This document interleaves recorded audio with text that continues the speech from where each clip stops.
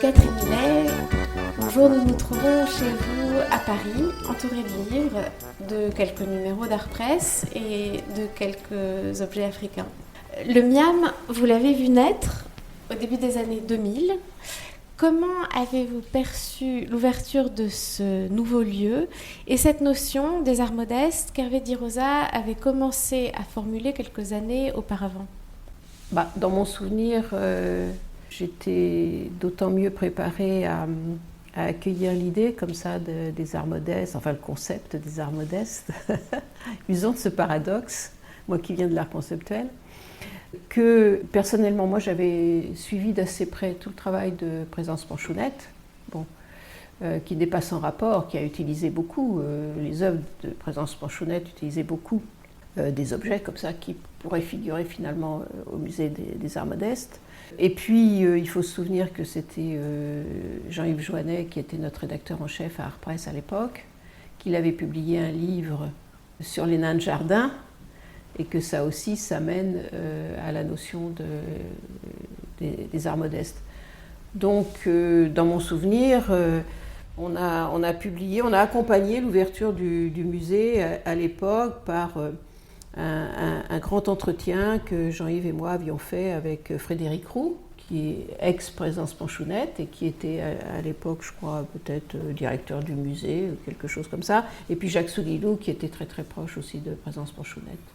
Et la naissance du musée a-t-elle, selon vous, bousculé le paysage français des musées au cours de ces 20 dernières années? En tout cas, ça a fait surgir un petit champignon inconnu et inclassable dans le paysage déjà très dense des musées ou des centres d'art en France.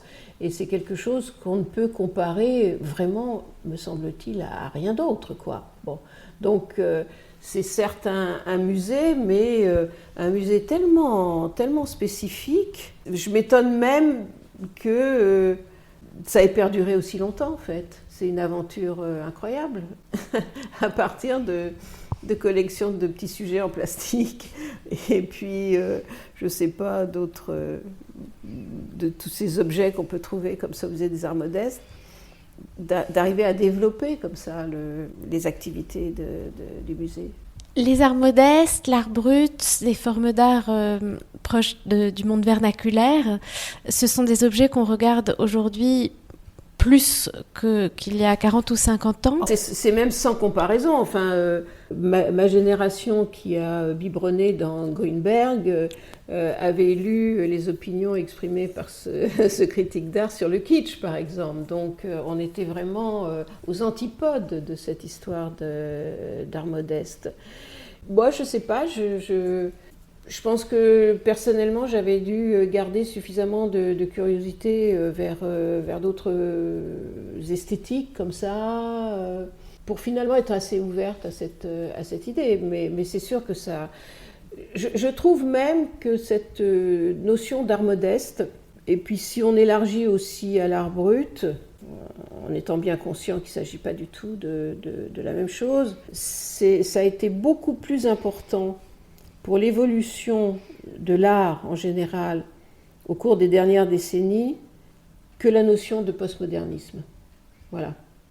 Alors peut-être on pourrait dire que c'est arrivé dans la foulée, mais ça a eu beaucoup plus d'effets, j'irais même concrets, dans le goût, dans le marché de l'art, dans la réflexion qu'on peut avoir sur l'art aujourd'hui. Le postmodernisme, comme son nom le dit bien, il était encore dans la logique du modernisme. Et puis tout d'un coup, il y a eu cette ouverture comme ça du champ de l'art. Je dis tout d'un coup parce que je pense que ça a été quand même assez brutal.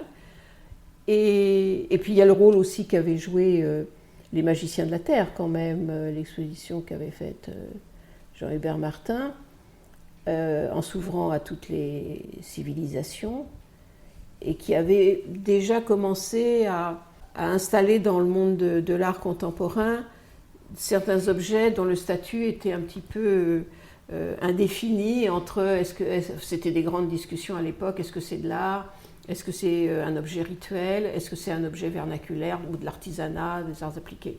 Donc tout ça avait préparé le terrain et je pense que ça a eu finalement beaucoup plus de conséquences que ces théories du postmodernisme, parce que finalement il y en a peut-être eu plusieurs qu'on a ressassées et qui nous ont des fois enfermés dans des raisonnements d'un sophisme un peu exagéré. Est-ce que vous pensez que le regard change ? Est-ce que votre regard a changé ?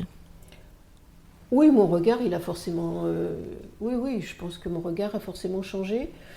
Je dirais pas que c'est sous l'effet uniquement, justement, de cette irruption de ce qu'on appelle les arts modestes ou de l'art brut, par exemple. Je dirais que c'est peut-être quand même, mais voilà, c'est mon histoire à moi, c'est mon parcours professionnel, c'est quand même aussi sous l'influence du parcours de certains artistes, alors catalogués, eux, art contemporain, et qui m'ont orienté vers ces objets d'art vernaculaire, quoi, en fait. C'est quand même les artistes, mes amis artistes de l'art contemporain, catalogués comme tels, qui m'ont peut-être orienté le regard. Et la preuve, après tout, Di Rosa est d'abord un artiste qui appartient au monde de l'art contemporain avant d'être le fondateur du musée des Arts Modestes. À quels artistes vous faites référence ? Bon, en fait, je pense que justement dans les années 80, moi j'avais fait une exposition qui s'appelait au tout début des années 80, Baroque 81, où il y avait comme ça l'émergence de tout un mouvement qui utilisait beaucoup de... Il y avait beaucoup de références à l'expressionnisme, puisqu'on a parlé de néo-expressionnisme, mais pas seulement, il y avait aussi l'utilisation d'une certaine esthétique kitsch, justement. Et puis, je sais pas, je suis en train de penser que Art Press, un des premiers petits livres qu'on avait publiés, quand on avait fondé une collection de livres, c'était sur Malaval, par exemple. Bon, moi, j'aimais beaucoup Malaval. Or, Malaval, il y a, je sais pas, il y a des tableaux couverts de paillettes, par exemple. Et ça, c'est assez proche de certains objets des Arts Modestes, forcément. Les cartes d'Hervé Di Rosa, je résiste pas à en décrire quelques-unes. Donc il y a des régions qui se dessinent, qui s'intitulent sculpture en bois, sculpture en bronze, collage, assemblage, sculpture en résine. Il y en a d'autres qui s'appellent, avec des régions qui s'appellent art forain, art décoratif, art populaire, peintre du dimanche, manie des collections. Ces cartes, comment vous les regardez ? Qu'est-ce qu'elles représentent ? Moi, je les aime beaucoup. D'abord, c'est des images très, très belles, souvent. Hein. C'est des œuvres très plastiquement réussies. Et moi, je crois que Hervé Di Rosa, il faudrait l'encourager à nous dessiner comme ça. Ça serait une entreprise beaucoup plus vaste, mais pas se contenter de nous faire la carte des arts modestes, mais nous faire la carte de l'art aujourd'hui. Parce qu'en fait, la manière dont il dessine ces cartes, elle pourrait s'appliquer à l'ensemble de l'art qu'il faudrait arrêter un jour d'appeler l'art contemporain et voilà, appeler l'art tout court d'aujourd'hui. C'est un peu ce que vous avez fait dans votre livre L'art contemporain en France, de faire des cartes.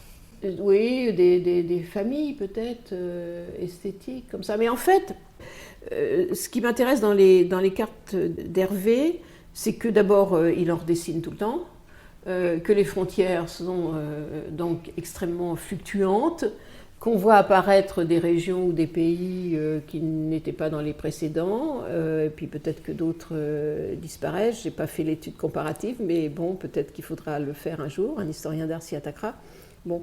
Et qu'en fait, c'est une représentation tellement plus juste du phénomène artistique dans son ensemble que justement cette définition bien affirmée, bien cadrée, sur laquelle ont vécu les modernistes.